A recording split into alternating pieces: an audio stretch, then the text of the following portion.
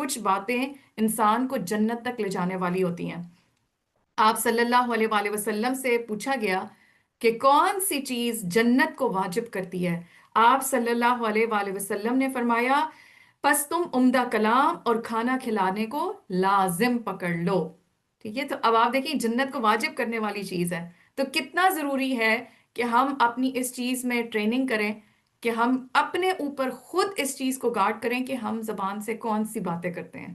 میں زبان سے کون سے الفاظ نکالتی ہوں۔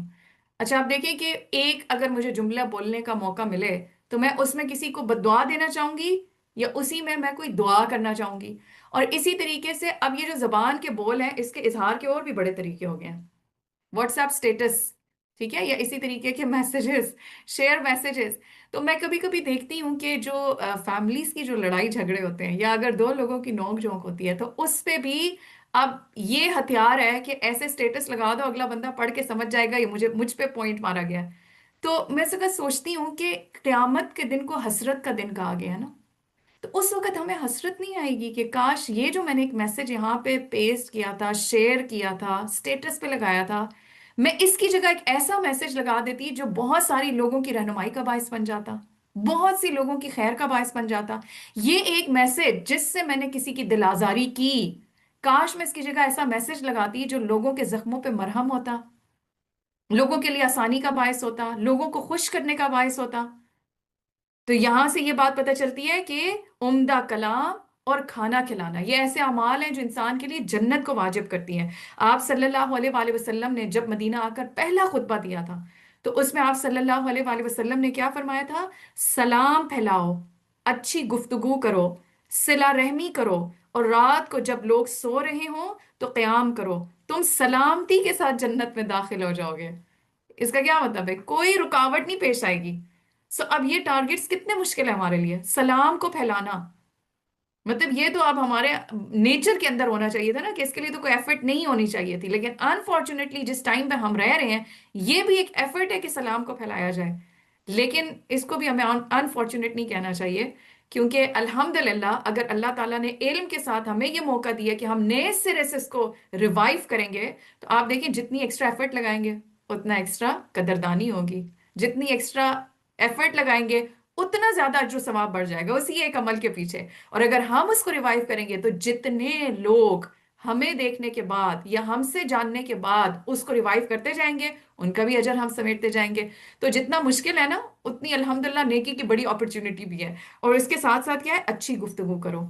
تو پھر ایک دفعہ سے یہ ریمائنڈر ہمارے سامنے آ گیا کہ ہم اپنی بات چیت کے انداز کو دیکھیں کہ ہم کیسے لوگوں سے بات کرتے ہیں، کیا ہماری بات سے کوئی راحت محسوس کرتا ہے یا تکلیف محسوس کرتا ہے، کیا ہماری باتوں میں خیر ہے یا ہماری باتوں میں شر ہے،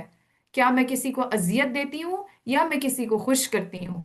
تو بعض دفعہ ہم یہ سمجھتے ہیں یہ شیطان ہمیں اس برے عمل کو اتنا خوشنما کر کے دکھاتا ہے کہ ہم اس کو اپنی بہادری اور ٹیلنٹ اور سکل سمجھتے ہیں کہ ہم نے اگلے بندے کو ایک جملے میں اس کی عزت کا ستیہ ناش کر دیا،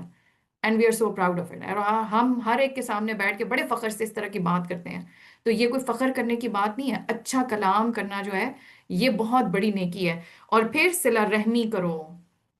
تو آپ دیکھیں جو پہلی دو چیزیں نا سلام کرنا اور اچھی گفتگو کرنا، اس سے صلہ رحمی بھی آسان ہو جاتی ہے۔ اگر ان دو چیزوں پہ عمل ہو جائے نا تو جب مشکل سے مشکل بھی تعلقات ہوں تو اگر یہ دو چیزیں اس میں آ جائیں، باقی اور کچھ بھی اتنی ایفرٹ نہ ہو تو بھی ایٹ لیسٹ صلہ رحمی والا کام ہو ہی سکتا ہے، ٹھیک ہے۔ لیکن جتنا جتنا اس پہ بہتر سے ہم بہتر عمل کریں گے اتنا ہی صلہ رحمی بہتر سے بہتر ہوتی جائے گی۔ بہت سارے رشتوں میں خرابی اور بگاڑ پھر کہاں سے آتا ہے؟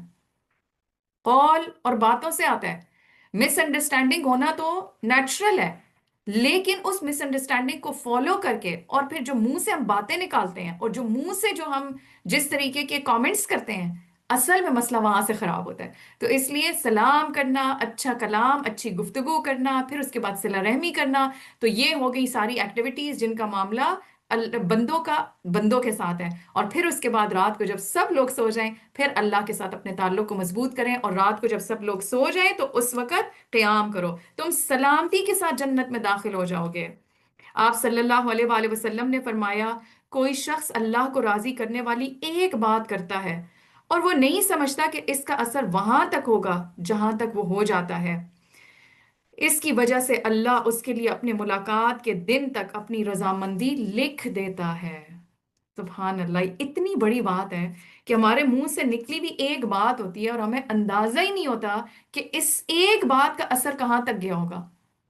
اور اس ایک بات کی ایسی قبولیت اللہ کے ہاں ہو جاتی ہے کہ قیامت کے دن تک آپ دیکھیں، ہو سکتا ہے کہ یہ جو بات نکلی ہو منہ سے وہ 20 سال کی عمر میں نکلی ہو، 25 سال کی عمر میں نکلی ہو، اور اس بندے کی ڈیتھ جو ہے وہ 75 پہ ہوئی ہو، اور پھر ڈیتھ سے لے کر قیامت تک کا کتنا ٹائم ہے۔ تو یہاں سے اس حدیث سے کیا بات پتہ چلتی ہے کہ جب اس نے اس بات کو کی، اس کی قبولیت قیامت کے دن تک ہو گئی۔